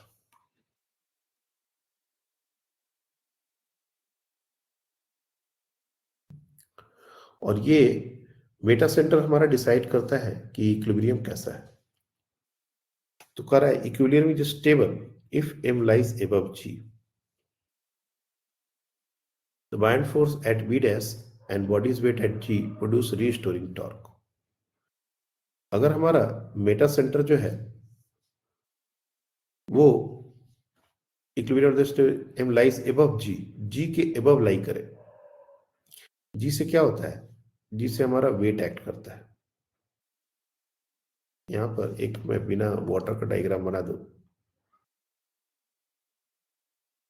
कुछ इस तरह का सिचुएशन ले लो। तो ये वाला डायग्राम, ये यहां पर पहले देखो, ये हमने टिल्ट किया है, ये सेंटर ऑफ ग्रेविटी है, यहां से इसका वेट एक्ट कर रहा है, और ये हमारा बायंड फोर्स है, सेंटर ऑफ बायंसी है बी, ये हमारा जी है, ये हमारा बी है, यहां से हमारा बायंड फोर्स एक्ट करता है। शुरू में जब दोनों सेम लाइन में थे तो ऑब्वियस सी बात है कि यहां पर बायंड फोर्स ऊपर की तरफ और वेट नीचे की तरफ, ये दोनों एक ही लाइन में, कोई टॉर्क नहीं। लेकिन जब इसको हम टिल्ट करते हैं तो उस समय वेट के कारण जो टॉर्क होगा वो एंटी क्लॉकवाइज में होगा, और बायंड फोर्स के कारण जो टॉर्क होगा वो भी एंटी क्लॉकवाइज में होगा। ये दोनों टॉर्क एंटी क्लॉकवाइज डायरेक्शन में। तो ये वापस से ये जो सिचुएशन है इसको रिस्टोर करेगा। Equilibrium is stable if m lies above g. g के अगर ऊपर m लाई कर रहा है तब ये स्टेबल इक्विलिब्रियम है। रिस्टोरिंग टॉर्क ऐसा डेवलप होगा ताकि वापस इसको सीधा कर दे। लेकिन अगर m g के नीचे, g m के ऊपर आ गया, जैसे ये सिचुएशन देखो, यहाँ पर ये ग्रेविटी का फोर्स नीचे की तरफ लग रहा है और ये जो अपना सेंटर ऑफ बायंसी है इसके कारण बायंड फोर्स ऊपर की तरफ लग रहा है। ये क्लॉकवाइज डायरेक्शन में टर्न हुआ है और टॉर्क भी हमारा क्लॉकवाइज ही लग रहा है। तो जैसे ये टर्न होगा ना वैसे ही इसको और ज्यादा घुमा देगा, ये पूरा अनस्टेबल इक्विलिब्रियम। तो ये equilibrium is unstable if m lies below g और equilibrium is stable if m lies above g। ये चीज हमको एज अ थ्योरी याद होना चाहिए। और अगर दोनों सेम पॉइंट पर लाई कर गए, कोइंसाइड कर गए, तो वो न्यूट्रल इक्विलिब्रियम है, उससे टॉर्क नहीं प्रोड्यूस होगा। अगर थोड़ा टिल्ट भी करेंगे तो भी रह जाएगा। तो centre of gravity and centre of buoyancy ये दोनों अलग अलग पॉइंट होते हैं। Centre of gravity and centre of buoyancy ये दोनों वाले अलग अलग पॉइंट होंगे। बायंड फोर्स जिस पॉइंट से एक्ट करता है उसको बोलते हैं सेंटर ऑफ बायंसी। ये दोनों सेम लाइन में होंगे अगर बिल्कुल बॉडी जो है उसमें कोई टिल्ट नहीं हो, कोई झुकाव नहीं। जैसे एक पेंडुलम है, इसको अगर हमने छोड़ दिया तो बिल्कुल ऐसे ही खड़ा रहेगा। क्यों? क्योंकि टेंशन और mg एक दूसरे को बैलेंस कर रहे हैं। लेकिन जैसे ये थोड़ा टिल्ट होता है ना, तब टेंशन और mg का डायरेक्शन चेंज होता है और ये वापस अपने जगह पर आने की कोशिश करते हैं। तो बोलते हैं स्टेबल इक्विलिब्रियम। ये वापस इस जगह पर आने की कोशिश करते हैं। और अगर यही कुछ ऐसा सिचुएशन हो, एक रॉड है और को ऐसा हमने लटका दिया और थोड़ा सा तुम इसको डिस्प्लेस करोगे तो ये नीचे गिरने की कोशिश करेगा, इधर डिस्प्लेस करोगे तो नीचे गिरने की कोशिश होगी। इसको बोलते हैं अनस्टेबल इक्विलिब्रियम। ये चीजें हमने वर्क एनर्जी पावर में आपको पॉलिसी बताई हुई है। तो जैसे बोट होता है, बहुत बार क्या होता है कि पानी में जैसे ही वो टिल्ट हुआ तो पूरा बोट ऐसे उलट के गिर जाता है, और एक सिचुएशन ऐसा होता है कि बोट थोड़ा टिल्ट हुआ तो वापस अपना शेप, अपना जो पोजीशन है वो ले लेता है। तो उसके लिए स्टेबल और अनस्टेबल इक्विलिब्रियम की बात आती है। स्टेबल इक्विलिब्रियम में एम जो मेटा सेंटर है वो जी के अबव लाई करता है, ये लाइन बिल्कुल याद होनी चाहिए। और अनस्टेबल इक्विलिब्रियम में एम लाइज बिलो जी, ये दोनों लाइन रटामार हमको याद होनी चाहिए। मोस्टली फ्लूइड स्टैटिक की चीजें कंप्लीट हो गई हैं, एक बार आप लोग इसको देख लेना। कुछ डाउट हो तो definitely will discuss in the next class tomorrow, लेकिन कल हम लोग fluid dynamics, fluid flow start करेंगे। That's all for today, thank you.